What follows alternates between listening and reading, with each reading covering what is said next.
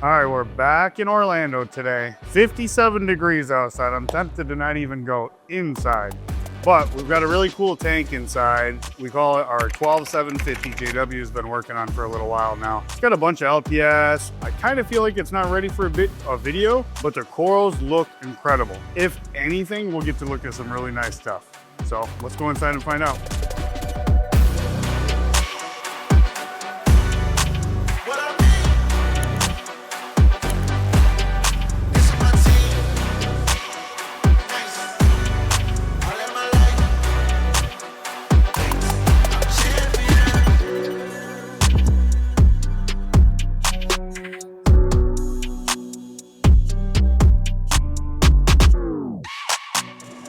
And we're here. And we're here. This is a good topic for today. We always talk about all of our display tanks, but I don't think we ever talk about why we use them in the way that we do. I don't know if any of you remember, but this tank used to be full of only acros, and you can tell clearly it is not now. So what is it now? Now it's a mix of LPS, low flow, soft, weird, inverts, Cool fish. cool fish. It's literally a giant version of that Nios kind of. Yeah. So And that's, to me, that's awesome. Right. Because I feel like that's a super different like vibe from all these other tanks again. we ran with it. It's difficult to do some of these, not impossible, but difficult to do some of these corals in a tank with high flow, high light. So we thought, hey, let's, again, back to the same thing. Let's try something different. Yeah. Vic's on it. Let's try something different. You kept them the same. I kept them the same. I think we're gonna try something different soon, but for now, we left them. I was gonna switch them to Gen 5 or Gen 6, but yeah, we're just stuck with it. I try to make it a low budget change. So we just took stuff away, more or less. Right. We Right. took away the power heads. Took away the power heads. Got a sump, but it's as we're gonna show you, it hit a trough. It's nothing. Literally spent almost nothing in everything in the whole sump. It was leftover equipment we had in the back. Reused equipment. Yeah, we ditched the 4 MP60s. Now we're running two AI orbits, the small one, the big one. Probably rated for maybe 100 gallons, the big one. And they're running the 750 gallon tank. What makes this unique for me is the fact that, one, it's a peninsula and we're driving literally no flow through it. Yep. Two, you put a bunch of cool and different fish in here. And then three, I don't think we have this type of variety of corals in any of our other display tanks. No. Maybe the 400. Maybe. That's probably the closest. And I think once we get the 4,000 going and full, it'll be heavily half and half of all that because it's so big. It's pretty wicked. So what's the purpose of these tanks? So we have 3 750s here in the aquaculture side. In general, what do we use them for? So same thing like we do in the farm. If we keep a coral in, let's say this 750, we don't necessarily, but do share with those. Meaning when we bring new stuff in, we try to put it in the other system to watch it, or quarantine or process, however you want to say it, before we go in there. This one was, again, low flow environment, low light. So there is a couple acros in it. There's a couple other things, but it's nothing like the other ones that are, this one's heavy acro. The next one's heavy favia, chalice, stuff like that. So we were trying to diversify because keeping up with the demand of the people is not an easy feat. So you mean to tell me you can't produce 3,000 grafted torches in a month? Just give us time. Yeah. Give us time. Wait. So the idea behind my questioning is this side of the aisle is all like production stuff. This is quantity of frag. Yeah. This is all the stuff that we're going to be putting out regularly. But this side of the aisle is all intended to be generational aquaculture. Exactly. So we literally, before we even sell any, we cut it in half, and then we cut it into 4, and then we cut it into 8, and then we spread it around all the different tanks and make sure that every tank's got a piece. And then after that, then we'll start going back to 2, back to 4, back to, as soon as we got about 20 to 40 frags here, we always want to keep 20. Love it. That way I can double it as fast as it can grow. Also, after it's been here for a little while, let's say it's captive growth structure, captive color, or ugly. What happens to it then? We'll give it one more chance. We'll move it depending light, flow, tank. If it still doesn't produce like what got it over here in the first place, it goes back. So you're saying the ugly ducklings do exist? Yeah, they do exist. You know, some things come in. Thacans is a perfect example. Yep. They come in the craziest rainbow you've ever seen, and it slowly falls off. It's still half the rainbow it was, and then it just turns all red. So we've been experimenting with that too, and I think we're kind of getting the hang of what it is. Granted, we can't keep the color of everything, but we're getting better at figuring out what makes them more colorful and what makes them red. So if I speculate, you feel like maybe it's a diffused lighting and a food type thing. Almost guaranteed. This is our slowest growing tank, I would guess. Yeah. So everything in here is going to be produced in low volume. It will be one here, one there, and the likelihood of seeing it week after week is pretty slim. No, yeah, it's probably going to be Vic's Picks tank. Yeah, it's good. We need more of that, because if anybody out there understands how it is to grow corals, the stuff that grows the fastest is not necessarily the most desirable. Right. And when you have something that grows extremely slow, you have 9 million people ask you for it, and you can't produce. Right. Right. So that's our goal here. I love that. Really quick, let's touch on the fish. I love the chromis. They get no credit. They're such a cool fish, especially if you've seen them in the wild. Like, to see how many there is and how they dart together. So that was kind of the idea with this tank. Small fish that don't get big. Cheap. Cheap. They don't, no grazers, no bristletooths, nothing that can potentially go after the corals. So the copperbait. Yeah. Which is it constantly arises, you know, like aptasia pops up, it goes away, it pops up. It's a normal part of reefing, is just learning how to deal with it. So you mean to tell me you guys manually remove? Manually, and we've been getting better at breeding the nudie branches, and so we'll throw some in here. And the problem with this tank is that you can have one aptasia 6 feet away from the other one. So we don't let it explode, so it's kind of one of those deals, you know, manual removal is best, but if it starts to get in the rocks deep, then yeah. But the chromis, I think we've got about 30 of them in there now. We got another 50 in the back that we're quarantining, and you know, like Vic told me he wants to see them go like this. The movement, and with it being more still water, it's more of a natural movement for them. Yeah. They move in like a bait ball, almost like it's orchestrated. But I want to go back to that point. That's a topic that I really like to bring up all the time. Reefing is about putting in the work. Yeah. If you've got aptasia, there is no silver bullet fix. If you don't do the work, it's on you, and you're going to deal with the problems. So it takes time and energy, and the more you put in, the more dedicated you are, the better the result.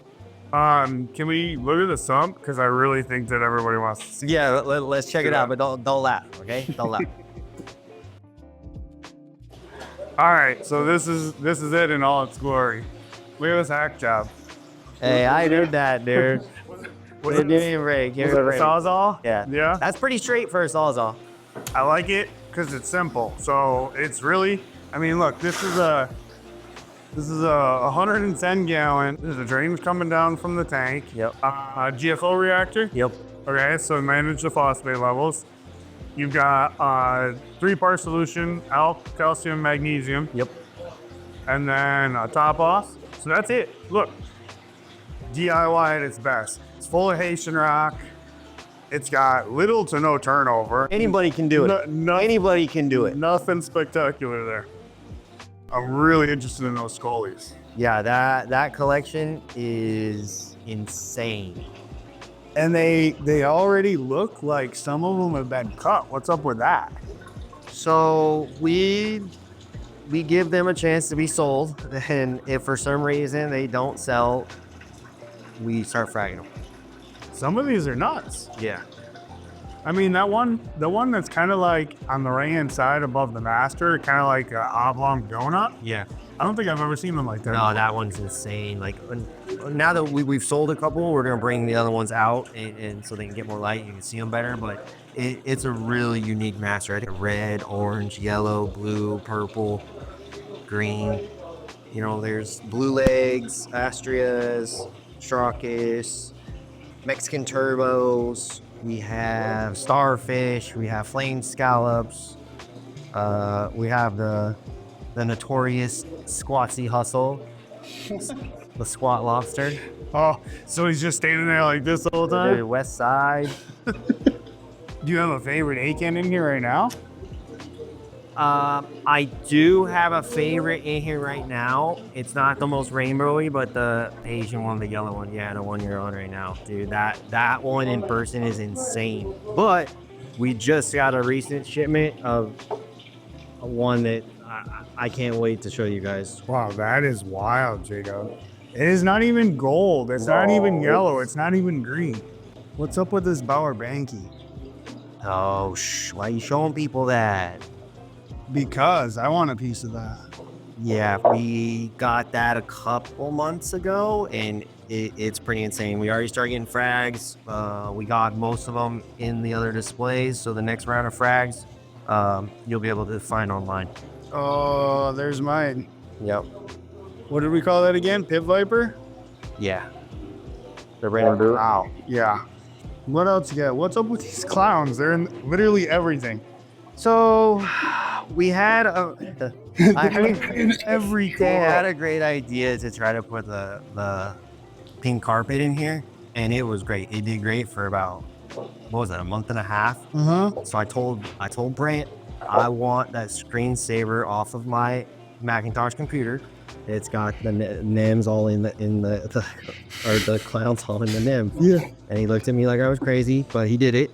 So we bought, I think it was 20 or 25, I think they're orange skunks, aquacultured. We put them in there. The carpet was about 12 inches wide. It was amazing. I instant gratification, got what I wanted. And then it started to move.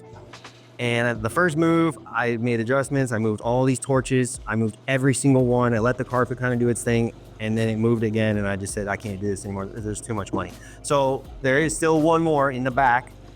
But the skunks kind of scattered and they found new homes. So now every Ghani, every elegance, every mushroom, every torch is got a pink skunk or orange skunk, whatever it is in it. Some really nice torches in here. Yeah, they are. And I even see a grafted one. Yeah, those are so cool. Every time Vic finds one, I look at it and I'm like, dude, that's so cool. Nature's just so cool. That is literally my favorite pipe organ we have. Me too. That is so different. And Hollywood Nights. I mean, Never gets old. that is the winner.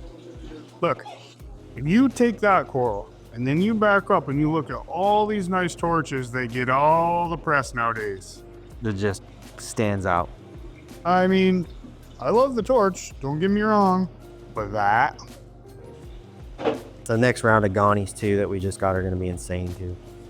But I don't know if anything's going to take the cake from the Hollywood Nights. Look at that one on the rack. which one? Okay. The one on the rack. Yeah. What the? Oh, this is the one from That thing. Braxton's insane. 20. And there's all your frags you were talking about from the Asians. Yep. Oh, I love them.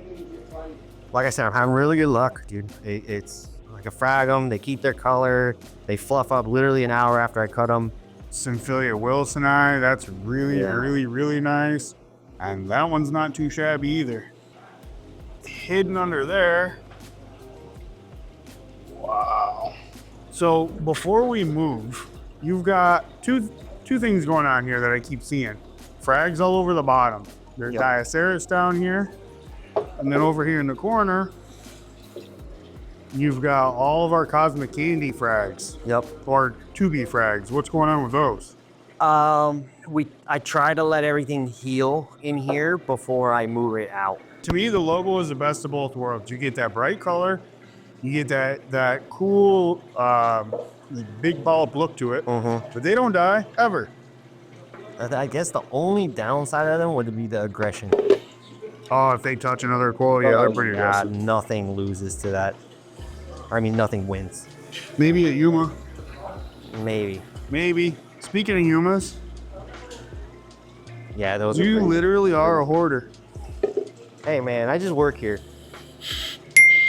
So what's the trick to these Yumas? Because they are notoriously not easy, right? Yeah, the low flow environment with a lot of food. So not necessarily like fish food like mysis or anything, but Fido, oyster feast, reef roids, stuff we use. Nutrimar. Man, you weren't kidding with some of these A-cans. Yeah, if you start getting into detail, I'm with you. I think that one might be a winner. yellow ring. That might be the winner. And then you've got a Stony in here. I feel like you're cheating on your LPS. Yeah, this is just to see if they can do. Some of these are like the Sunset. I feel like you can get lower light, lower flow, and it'll do good. Some of the acros, they're just testers. I want to see what I can do. Oh, I remember getting this mycelium from the guys up there at Pieces of the Ocean. Yep, I think we've had to rim it twice. Good grower. my green pinching Cephastri. Yeah, dude. In all its glory. I guess it's nothing special, but I've never seen a green one. No, that's cool. It's always the pink one. Cool. And then you've got a whole mess of really neat mushrooms down there with the skunks and the anemone. Yeah, that carpet finally went to its. You don't think it can move, right? Huh? So you don't think it's going to move, Not right? anymore. Not anymore. I feel like the carpets, NEMs in general, if they start moving, something happened. Like, I don't know if it's water quality or a fluctuation in something. That's my personal. Because the tank keeps doing good, but all of a sudden, both of them at the same day decided to start moving. This Diablo Diaceres with that many colors is to die for. Yeah. I'm working on an army of those. We put them up. They don't get a lot of attention, but it's one of my absolute favorite coral. You gotta get these two chalices too. Where do you got?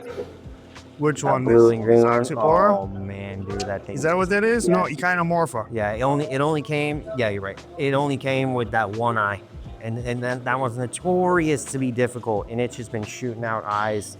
And Right. you cut it, and it looks like it's healed nice. Yeah. Oh, I love it. And then the one to the right, I really like that one. It's got like a soft pink eye. Oh, you're right. I didn't even notice that. The orange caught my It's a arm. pretty insane contrast because the base is so crazy. It takes your eye away from the and then it gets a baby pink rim. Okay, so the point of showing all these corals off is not to show them off, but to kind of give you an idea of all the cool stuff that's coming down the pipeline, right? I mean, Coming soon. how much better does it get than that? What else can we cover, J-Dub? We'll put a lighting schedule up. Yep. I think the pumps are just one run. The small one runs 24/7 at 100%. The bigger one runs 10 minutes at 75% every 30 minutes. And it's such a small amount of flow for Such this a tank. small amount. Just enough to keep the Euphilia moving and the Gonnies. Wow. And I Dude. think other than that, I think let's show people some of the stuff we're quarantining. The next batch that's coming in. Killer job. I mean, I know it's a brand new tank, but really, seriously, Thank you, I appreciate killer it. job. So I stand corrected. I was completely wrong. That tank is incredible right now. The corals are super healthy. They look really, really rich in color, and it was well worth sharing. They even let me use a camera, so that was cool. So do me a favor, if you guys like this kind of stuff, make sure you leave a comment in the section below so that we can keep doing those kind of videos, and let us know what you thought about the tank. Reefapalooza in Texas is coming up on March 15th and 16th, so if you want to see us, you want to get a free shirt, be the first 50 in line, make sure that you come. I'm telling you, you're not going to want to miss out on this one. And hit the like button, subscribe, hit the bell for notifications, and we'll see you next time.